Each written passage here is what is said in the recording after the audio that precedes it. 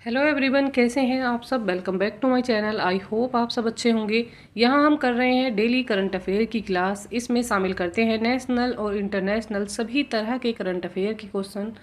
अगर आप चैनल पर नए हैं और आपने अब तक वीडियो नहीं देखी है तो जाइए चैनल को सब्सक्राइब कीजिए और प्लेलिस्ट में जाकर क्लासेस को देख लीजिए। ये क्लासेस आपके लिए काफ़ी हेल्पफुल रहने वाली हैं। शुरू करते हैं आज की क्लास। देख लेंगे क्वेश्चन नंबर 1। क्वेश्चन नंबर 1 में दिया है, भारतीय ग्रैंड मास्टर के कैंडिडेट्स शतरंज टूर्नामेंट का खिताब किसने जीता है। किसने जीता है कैंडिडेट्स शतरंज टूर्नामेंट का खिताब।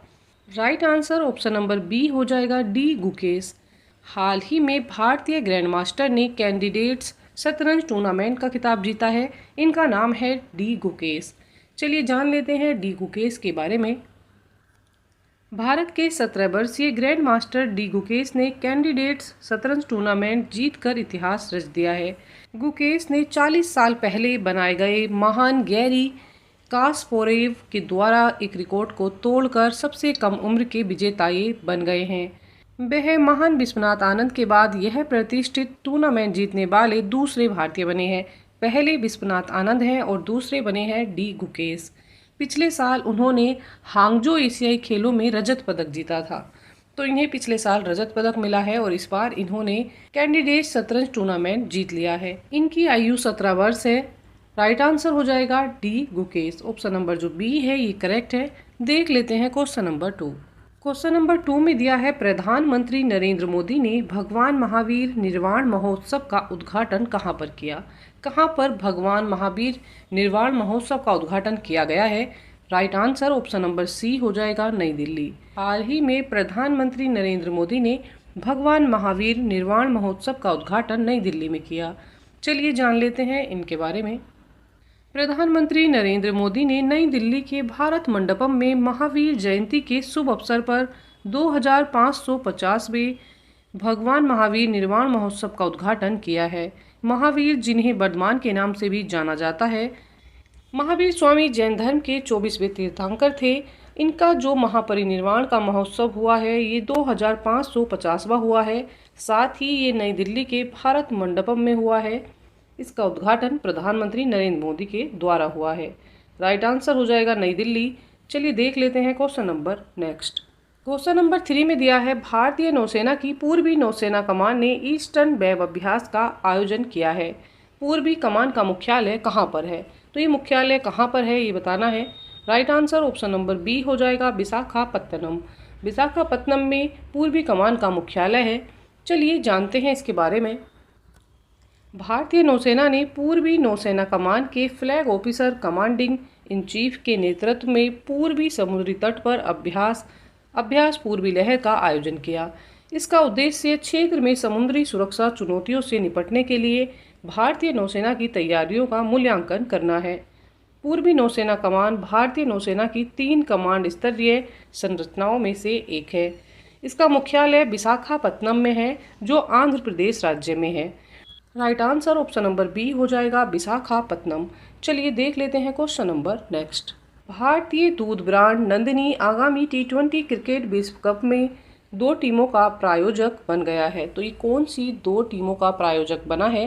Right answer option number B है, स्कॉटलैंड एंड आयरलैंड। ये स्कॉटलैंड और आयरलैंड दोनों टीमों का प्रायोजक बन गया है और इस ब्रांड का नाम है नंदिनी। चलिए जान लेते हैं इसके बारे में। भारतीय दूध ब्रांड नंदिनी को आगामी T20 क्रिकेट विश्व कप में स्कॉटलैंड और आयरलैंड के राष्ट्रीय क्रिकेट टीमों के प्रायोजक के रूप में घोषित किया गया है।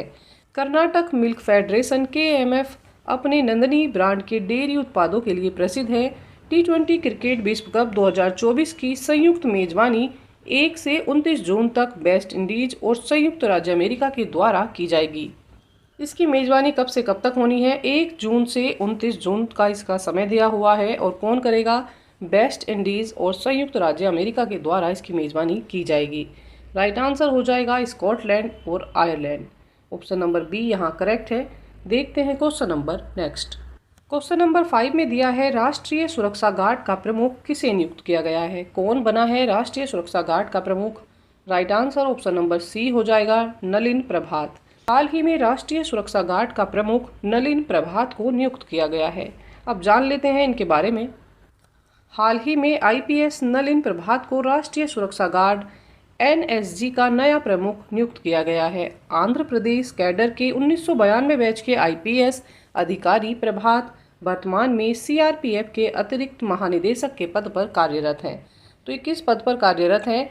ये सीआरपीएफ के अतिरिक्त महानिदेशक के पद पर कार्यरत है और इन्हें बनाया गया है राष्ट्रीय सुरक्षा गार्ड का प्रमुख। Right answer option number C हो जाएगा, नलिन प्रभात। चलिए देख लेते हैं क्वेश्चन नंबर 6। क्वेश्चन नंबर 6 में दिया है गुजरात की किस लोकसभा सीट से भाजपा उम्मीदवार मुकेश दलाल निर्विरोध चुने गए हैं? तो किस लोकसभा सीट से मुकेश दलाल निर्विरोध चुने गए हैं? Right answer option number A हो जाएगा, सूरत। हाल ही में गुजरात की लोकसभा सीट से भाजपा उम्मीदवार मुकेश दलाल निर्विरोध चुने गए हैं। ऑप्शन नंबर ए करेक्ट है। जान लेते हैं इनके बारे में।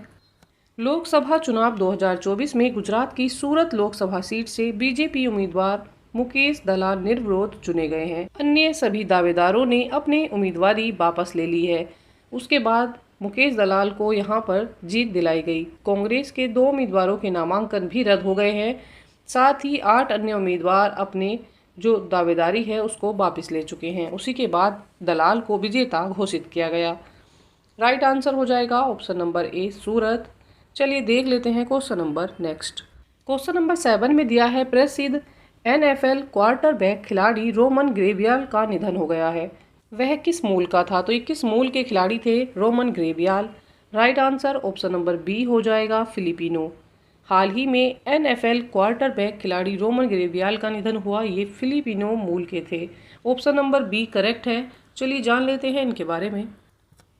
अमेरिकी पेशेवर फुटबॉल खिलाड़ी रोमन इल्दोंजो ग्रेबियल जूनियर का निधन हो गया। इनका पूरा नाम क्या है? इनका पूरा नाम है रोमन इल्दोंजो ग्रेबियल। 83 वर्षीय ग्रेबियल नेशनल फुटबॉल लीग में क्वार्टर बैक थे। उनका जन्म 5 अगस्त 1940 को अमेरिका में हुआ था। इनका जन्म कब हुआ? 5 अगस्त 1940 को इनका जन्म अमेरिका में हुआ। वह एनएफएल में पहले फिलिपिनो अमेरिकी थे। तो ये पहले थे जो फिलिपिनो अमेरिकी इस एफएनएल में शामिल हुए थे। राइट आंसर हो जाएगा फिलिपिनो। इसी के साथ आज की ये करंट अफेयर की क्लास यहाँ पर कंप्लीट हो जाती है और कमेंट सेक्शन में आपको आंसर करके बताना है 22 अप्रैल को कौन सा दिन मनाया जाता है और क्यों मनाया जाता है, ये क्यों इम्पोर्टेंट है। अपना आंसर कमेंट जरूर करिएगा। आई होप ये क्लास आपके लिए काफ़ी हेल्पफुल रहने वाली है। अच्छी तैयारी के लिए साथ में बने रहिएगा। चैनल को लाइक, शेयर एंड सब्सक्राइब कीजिएगा।